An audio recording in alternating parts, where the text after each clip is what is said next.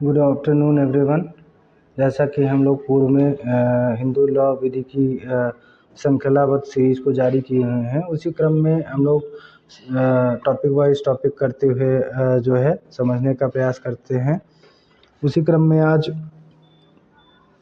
हम लोग का हिंदू विधि अधिनियम 1955 की धारा 10 है, जो न्यायिक पृथक्करण जुडिशियल सेपरेशन से संबंधित है, उस पर बात करती है। वह तो आज हम लोग जानेंगे कि जुडिशियल सेपरेशन क्या है। वो वैसे तो पति पत्नी दोनों का ही एक पवित्र कर्तव्य होता है कि वह एक प्रदान करें, एक दूसरे का सहयोग प्रदान करें, परंतु कभी कभी ऐसी परिस्थितियां उत्पन्न हो जाती हैं जब पति पत्नी का साथ रहना संभव नहीं रह जाता है। ऐसी परिस्थितियों में न्यायिक पृथक्करण का उपबंध हिंदू विवाह अधिनियम की धारा 10 में किया गया है। परंतु ऐसे आधार हैं जिनके आधार पर पति और पत्नी एक दूसरे से अलग हो सकते हैं और स्वतंत्र जीवन जीने के लिए एक दूसरे को हिंदू विवाह अधिनियम में ग्राउंड्स दिए गए हैं जिनके आधार पर वे तलाक ले सकते हैं। उनसे अपने दाम्पत्य अधिकारों को पुनर्स्थापना के लिए भी दायित्व से मुक्ति मिल सकती है। तो धारा 10 अप्लाज 1 धारा 13 में वर्णित विवाह विच्छेद के आधारों को ही न्यायिक पृथक्करण के आधार बताती है, क्योंकि विवाह विधि अधिनियम 1976 के अंतर्गत विवाह विच्छेद के आधार पर एक ही हो गए। निम्नलिखित आधारों में से किसी आधार पर पति पत्नी कोई भी न्यायिक पृथक्करण की याचिका न्यायालय में प्रस्तुत कर सकते हैं। व्यभिचार का आचरण अथवा पत्नी के अतिरिक्त किसी अन्य व्यक्ति से लैंगिक संभोग किया हो। तीसरा, जब पति और पत्नी के विरुद्ध दूसरे पक्षकार ने क्रूरता किया हो।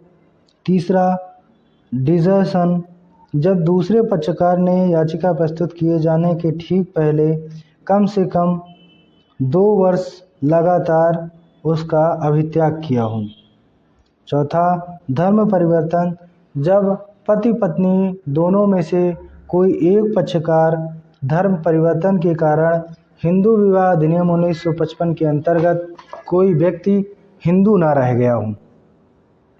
पांचवा कारण है विकृत चित्तता या पागलपन, जब दोनों पक्षकारों में से कोई एक असाध्य विकृत चित्तता से ग्रसित हो गया हो या उसे ठीक होने की संभावना ना हो, निरंतर बार बार इस सीमा तक विकृत चित्त रहा हो कि एक व्यक्ति का दूसरे के साथ रहना मुश्किल हो गया हो, तो वहाँ जुडिशियल सेपरेशन के तहत ये ग्राउंड लागू होगा।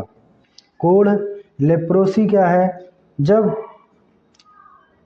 कोई भी दंपत्ति में से एक उस रोग से ग्रसित हो तो युक्त आधार है कि दाम्पत्य से अलग होने का। संचारी या रतिजन्य रोग, वायरलेंट और इनक्योरेबल डिसीज, तो संचारी रोग से ग्रसित हो जाने पर पति या पत्नी को एक दूसरे के जीवन का खतरा है तो उनसे अलग होने का पर्याप्त कारण है। आठवां जो ग्राउंड है वो है सन्यासी होना। धार्मिक पंथ के अनुसार दोनों में से किसी एक पक्षकार ने संन्यास धारण कर लिया हो तो उनसे अलग होने का पर्याप्त अधिकार है। 7 वर्ष से लापता होना, जब पति का 7 वर्ष से न मिलना तो पत्नी को एक मजबूत आधार प्रदान करता है उससे अलग होने का। डिग्री तब भी प्राप्त की जा सकती है जब विवाह का दूसरा पक्षकार 7 वर्ष या उससे अधिक अवधि से उन लोगों द्वारा जीवित न सुना गया हो जिन लोगों द्वारा यह जीवित होना जानना जरूरी होता है।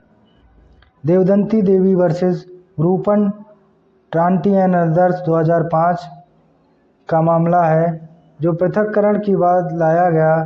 तर्क था कि उसके पति के साथ दूसरी महिला रहती थी, इसलिए वह मानसिक यातना के अधीन रह रही थी।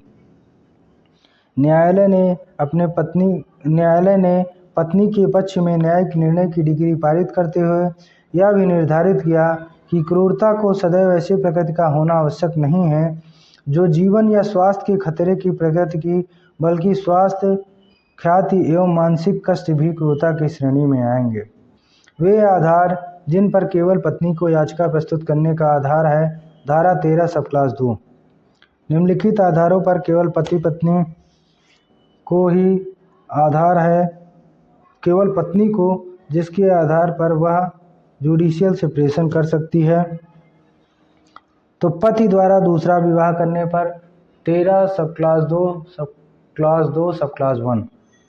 यह अधिनियम पत्नी को यह अधिकार देता है कि यदि उसके विवाह अधिनियम लागू होने से पूर्व हुआ हो तो यह पत्नी ने एक पति को जीवित रहते हुए दूसरा विवाह संपन्न होने के समय दूसरी पत्नी जीवित थी तो उसका विवाह अधिनियम लागू होने के पूर्व हुआ था तो पत्नी न्यायिक पृथक्करण के लिए वाद ला सकती है और याचिका करते समय दूसरी पत्नी का जिंदा होना आवश्यक है। दूसरा ग्राउंड है कि पति 13 सब क्लास 2 सब क्लास 2 में पति की बारात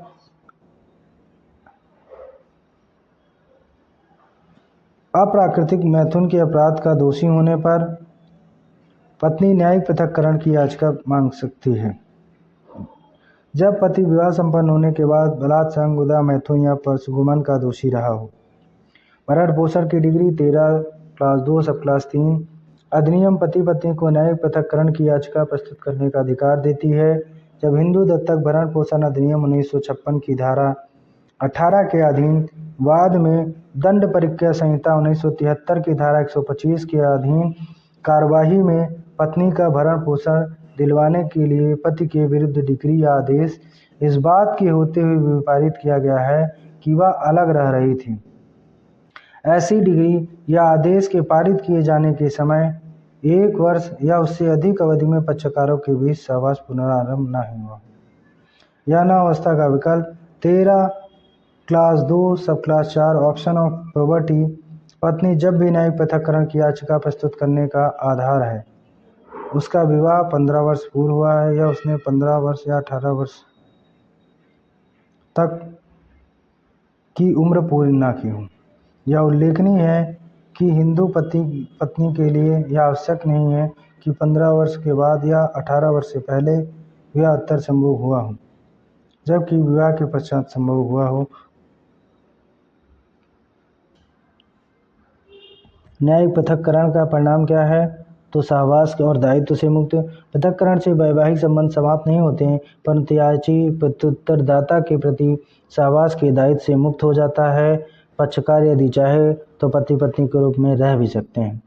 पुनर्विवाह करने पर प्रतिबंध। न्यायिक पृथक्करण के दौरान कोई भी पक्षकार पुनर्विवाह नहीं कर सकता, न ही किसी अन्य व्यक्ति के साथ जारकर्म कर सकता है, क्योंकि यदि विवाह का कोई पक्षकार न्यायिक पृथक्करण की अवधि के दौरान किसी अन्य व्यक्ति के साथ जारकर्म करता है तो वह विवाह विच्छेद के लिए आवेदन कर सकता है। मूल विवाह का अस्तित्वहीन होना। न्यायिक पृथक्करण विवाह का अस्तित्व अप्रभावित रहता है। यदि पक्षकार चाहे तो बिना पुनः विवाह संस्कार को संपन्न किए पुनः वैवाहिक जीवन प्रारंभ कर सकते हैं। 4 वर्ष कारावास तक सहवास न होने पर विवाह न्यायिक पृथक्करण की डिग्री के 1 वर्ष बाद तक विवाह पक्षकार पुनः सहवास प्रारंभ नहीं कर सकता। न्यायिक पृथक्करण और विवाह विच्छेद में अंतर। तो न्यायिक पृथक्करण और विवाह विच्छेद में निम्नलिखित अंतर है। पहला, वैवाहिक में अस्तित्व संबंधी अप्रभावित रहता है। पति पत्नी से संबंध स्थगित रहते हैं, समाप्त नहीं होते, जबकि विवाह विच्छेद में विवाह विघटित हो जाता है। पक्षकार पति पत्नी का संबंध समाप्त हो जाते हैं। दूसरा, विवाह करने का अधिकार। पृथक्करण के बाद पक्षकारों को दूसरा विवाह करने का अधिकार नहीं होता। 17 के अंतर्गत दूसरा विवाह शून्य होता है। दूसरा विवाह करने वाला पक्षकार भारतीय दंड संहिता की धारा 494, हिंदू मैरिज एक्ट की धारा 17 के अनुसार द्विविवाह का भागी होता है, दंड का भागी होता है।